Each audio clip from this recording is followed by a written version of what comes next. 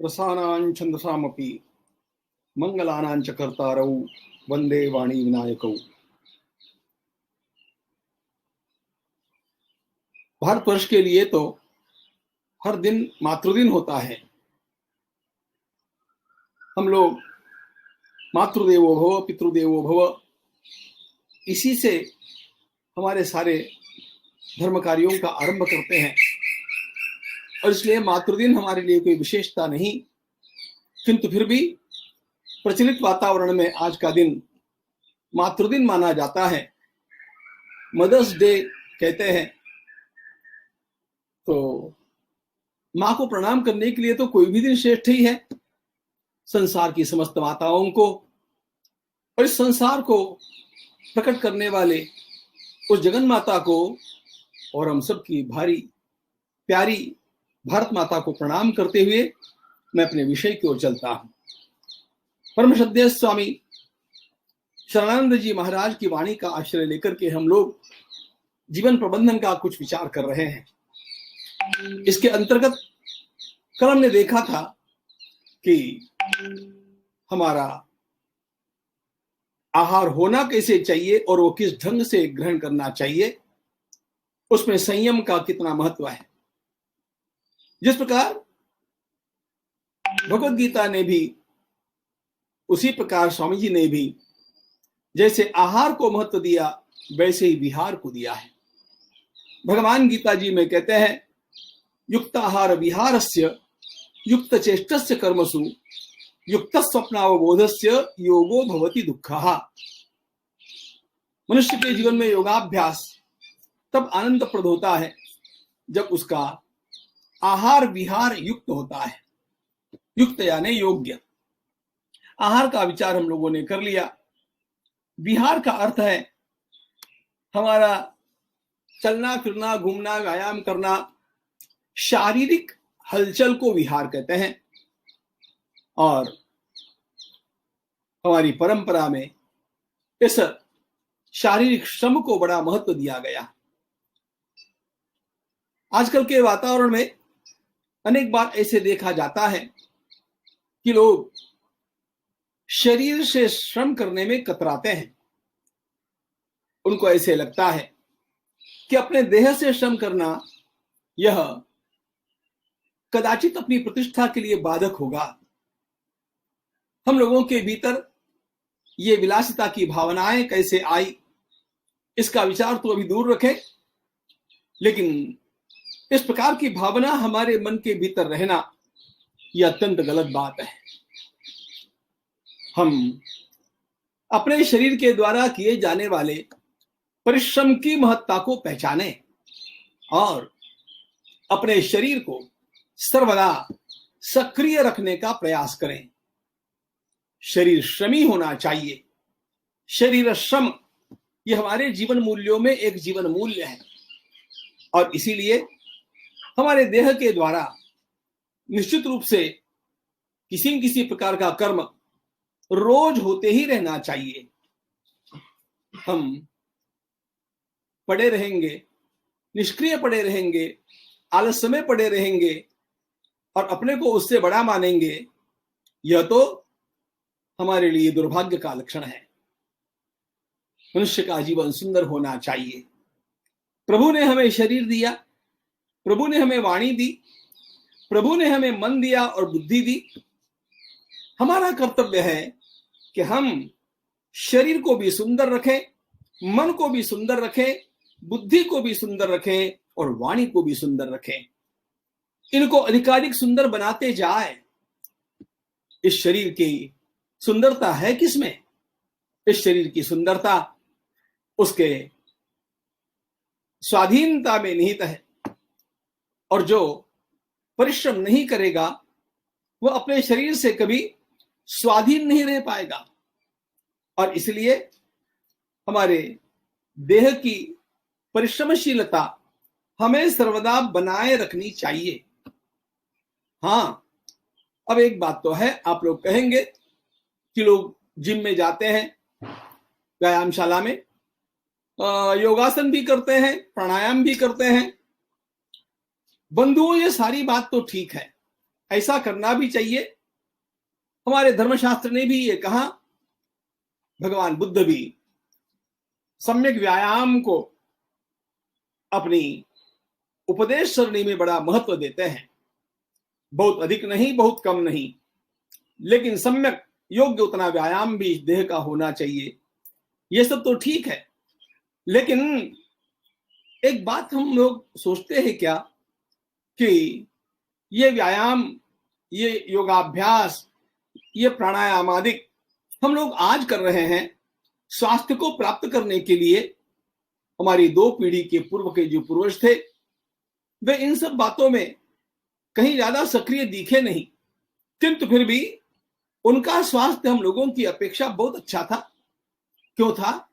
इसलिए था कि व्यायाम, योगासन आदि इन सारी उपचार पद्धति को उनको आवश्यकता नहीं थी। सहज रूप में वे स्वयं परिश्रमी थे और शरीर के द्वारा अपने अपने सारे काम करते रहने का उनको ऐसा अभ्यास था कि उनके लिए इस प्रकार के कृत्रिम उपायों की आवश्यकता थी नहीं।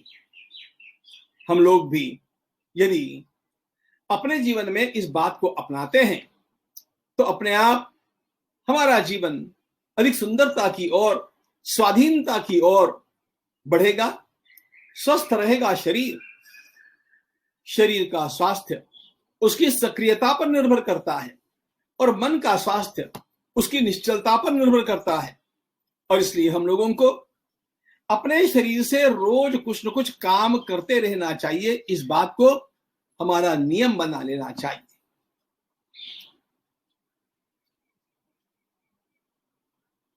विश्राम की आवश्यकता तो है, लेकिन विश्राम भी सही अर्थ में वो प्राप्त करता है जिसका शरीर परिश्रमी है। पड़े रहना विश्राम नहीं होता। सच्चा विश्राम तो उसको प्राप्त होता है मित्रों, जो स्वयं अपने बिछाने पर लेटते ही 2-4 मिनटों के अंदर गहरी नींद में पहुंच जाता है। हम लोगों के लिए ऐसा होता नहीं। हम पड़े रहते हैं, नींद की भी प्रतीक्षा करते रहते हैं। क्यों? इस कारण कि इस देह ने दिन भर में जितना श्रम किया जाना चाहिए था नहीं किया। जिसका शरीर परिश्रमी होगा वह थोड़े समय में अधिक विश्राम प्राप्त भी करेगा। पड़े रहने से, आलस्य से हमारी शक्तियां क्षीण होती है और विश्राम करने से हमारी शक्तियां बढ़ती है। इसलिए हम लोग आलस्य में पड़े रहना और सही सही शरीर का विश्राम प्राप्त करना, इसके अंतर को समझें। हम लोग अपने शरीर को सक्रिय रखेंगे तो अधिकाधिक स्वावलंबी भी बनेंगे। हमारे पूर्वज सहज रूप से अपने घर के सारे काम करते थे। मुझे स्वयं को याद है, हमारे दादाजी का प्रातःकाल का समय गो सेवा में जाता था और गोमाता की सेवा करना यह शरीर के श्रम का कार्य है। कोई खेती में काम करता है, कोई अपने बगीचे में काम करता है। अपने हाथों अपने कपड़े धोना, अपने स्वयं के बर्तन स्वयं मांजना अथवा झाड़ू बुहार स्वयं लगाना, स्वच्छता का काम स्वयं करना, इस प्रकार के काम अपने हाथों से करने में अपने आप हमारे जीवन में एक स्वावलंबन का भाव निर्माण होता है। उससे थोड़ा आत्मगौरव भी बढ़ता है और कभी भी किसी के लिए हताशा पूर्वक हमें परावलंबित्व की बारी नहीं आती है। हम देखते हैं आज की बहू, यदि सास ने कहा कि मैं हरिद्वार चली जाऊंगी तो शायद प्रसन्न होती होगी, लेकिन यदि काम वाली ने कहा कि मैं महीना भर आने वाली नहीं हूं, तब तो उसके सामने डांस करने लग जाती है, उसको मनाने लग जाती है। क्यों? कारण यह है कि उसने स्वावलंबन का पाठ पढ़ा नहीं। मैं स्वयं अपना काम अपने हाथों कर सकती हूं, इस प्रकार की भावना उसके अंदर होगी और इस प्रकार का अभ्यास उसने किया होगा, तो कभी परावलंबित्व की आत्मग्लानि उसे आएगी नहीं। और यही जीवन का सौंदर्य है। हम ये नहीं कहना चाहते कि हमें अपने साथ काम करने के लिए किसी की आवश्यकता नहीं है, कितना भी कोई बड़ा काम हो, आज अकेला कोई नहीं कर सकेगा, सबको मिलकर के ही काम करना होता है। सबको मिलकर के काम करते समय भी हमारा कर्तव्य यह होना चाहिए कि उस काम का एक हिस्सा मैं अपने लिए बचा लूं और मैं स्वयं उस काम को करते रहूं, अपने शरीर से करते रहूं, उसके लिए समय देते रहूं, उसमें रस लेते रहूं, उसमें गौरव की भावना अनुभव करते रहूं। जब ऐसे करूंगा तो अपने आप मेरा जीवन तो गौरवमय बनेगा ही, स्वावलंबी बनेगा ही, लेकिन मेरे साथ काम करने वाले मेरे सहयोगियों को भी लगेगा कि हम जो काम कर रहे हैं वो काम हल्का नहीं है, वो काम भी बड़ा करने जैसा और योग्य कार्य है। गांधी जी को याद कीजिए, विनोबा जी को याद कीजिए, ये सभी लोग अपने हाथों अपना बहुत सारा काम करने वाले थे और ये लोग तो खादी बुनकर के स्वयं उसके द्वारा बनाए गए कपड़े स्वयं धारण करते थे। और ऐसे कितने लोगों को मैंने देखा है। अब इतना सारा करने की आज आवश्यकता न होने पर भी कुछ न कुछ शरीर श्रम पूर्वक स्वावलंबन का कार्य मैं अपने हाथों करता रहूं, यह मेरे जीवन को निश्चित रूप से सुखी और सुंदर बनाएगा। एक छात्र को अमेरिका जाना था, मेरे पास आया तो मैंने कहा, भैया जाने से पहले तुम रसोई करना सीख लो। अब उसके ध्यान में नहीं आया कि रसोई करने का और मेरी पढ़ाई से क्या संबंध है, लेकिन मेरे कहने से उसने उसको सीख लिया। अभी उसके मुझे मैसेज आते हैं कि गुरुजी आपने मुझे यह बोध दिया, बड़ा अच्छा हुआ। अब इस कोरोना की स्थिति में मैं स्वयं अपने लिए सब कुछ बना सकता हूं और बड़े आनंद के साथ एकांत में अकेला भी रह सकता हूं। यह है स्वाधीनता, यह है स्वावलंबन। परमात्मा करे हमारे साथ काम करने के लिए बहुत सारे लोग रहे, लेकिन उस काम के एक हिस्से को हम अपने शरीर के श्रम के साथ स्वयं करें, यह बहुत बड़ी आवश्यकता है।